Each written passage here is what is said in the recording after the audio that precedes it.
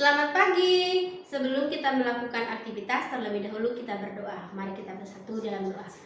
Bapa kami yang di sorga, puji dan syukur kami panjatkan kehadirat-Nya Tuhan, di mana berkat dan perlindungan-Mu hingga kami bisa melakukan aktivitas kami. Berkati juga Tuhan anak didik kami di rumah, serta orang tua Tuhan, serta kami juga Tuhan guru-gurunya untuk mendidik. Terimalah Tuhan doa kami berdasarkan kasih dan nama yang kudus. Amin. Sekarang kita masuk ke subtema 2, perpindahan kalor di sekitar kita. Nah, minggu kemarin kita sudah PB 1 dan 2, sekarang PB 3 dan 4. Buka di halaman 43. Oke. Sebelum masuk ke pembelajaran, Ibu jelasin dulu lagi perpindahan color. Kemarin juga kita sudah pernah belajar tentang perpindahan color. Apa sih color itu? Benda yang bersuhu tinggi ke suhu yang lebih rendah. Contohnya kemarin juga sudah Ibu jelasin di dalam suara. Sebuah sendok itu di sebelahnya ada air panas. Nah, berarti kalau kita masuki sendok ke air panas itu, berarti sendok itu akan berubah menjadi panas, bukan meleleh ya. Itulah disebut dengan perpindahan color. Nah, sama juga seperti dengan kompor. Kompor kamu taruh air panas, kamu taruh panci di dalam kompor, di atas kompor itu dia akan berubah menjadi mendidih atau panas. Berarti suhunya itu bisa berubah, bisa tinggi ataupun rendah, tergantung dari sebuah benda. Nah, yang kedua juga konduksi perpindahan kalor melalui sebuah zat karena adanya selisih suhu.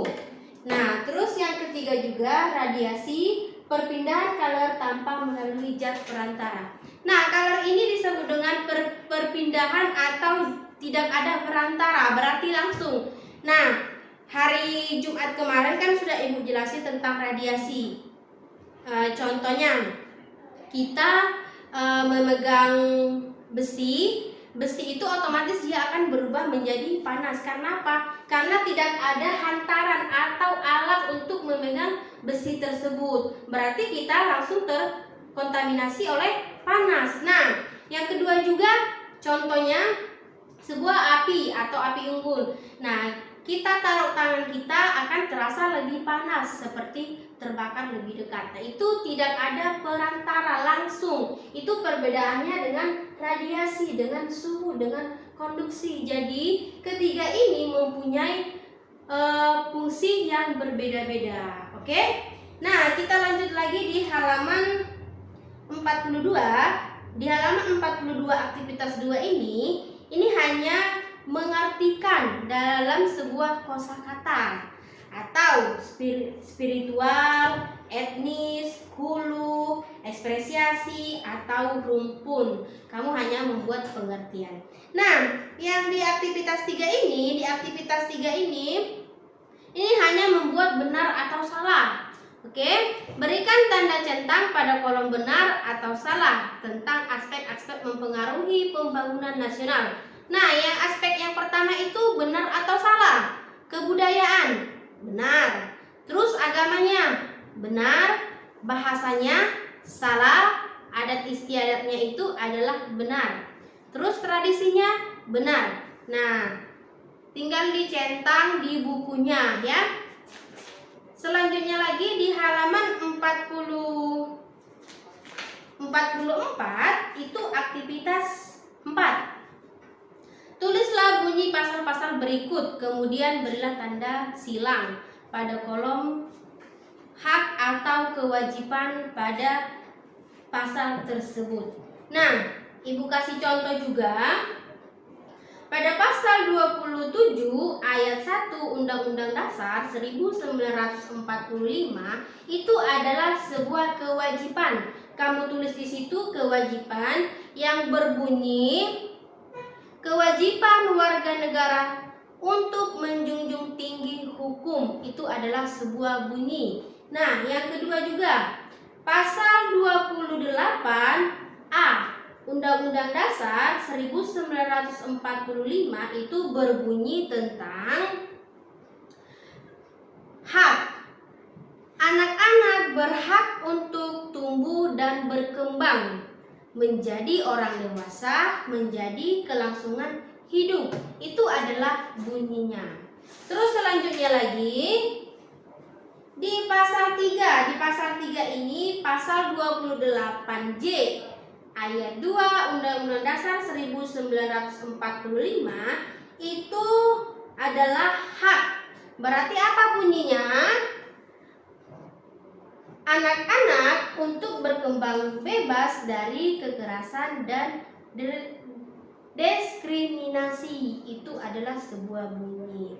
Nah, yang keempat ini 5 kamu bisa buat 1, 2, 3 Ibu sudah kasih contoh. Nah, sama halnya juga di halaman 45. Di halaman 45 ini hanya memasangkan dari sebuah pasal.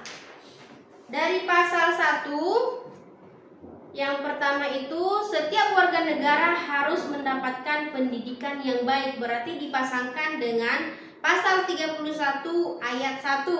Dipasangkan. Yang kedua juga fakir miskin harus mendapatkan pemeliharaan dari negara. Berarti dipasangkan ke pasal 31 ayat 1. Ya kan? Ya, jangan lupa. Nah, yang nomor 3, setiap warga negara harus menghormati hak asasi orang lain. Dipasangkan lagi di pasal 28 ayat 1. Yang nomor 4. Setiap warga negara mendapatkan kesejahteraan dari memanfaatkan sumber daya alam. Berarti dipasangkan ke pasal 33 ayat 3. Nah, yang nomor 5. Setiap warga negara harus membayar pajak ke negara. Berarti dia pasal 23A. Jangan lupa ya ditulis. Nah, yang